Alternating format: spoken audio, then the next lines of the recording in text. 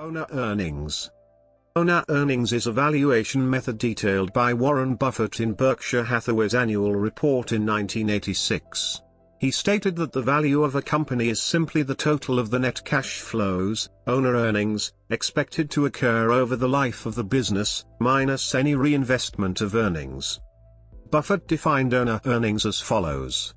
Estimating average capital expenditures. Average annual capital expenditures is, as Buffett mentions, an estimate. This number may be separated into maintenance capital expenditure, what's required to keep the business operating at current levels, and growth capital expenditure, what's required to grow the business.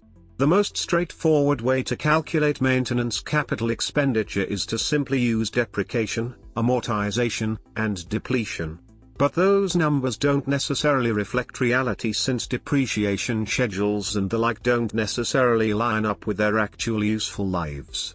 Similarly, simply using the most recent period's capital expenditure may not be representative of the annual capital expenditure required to run the business, and it may also include a portion of growth capital expense.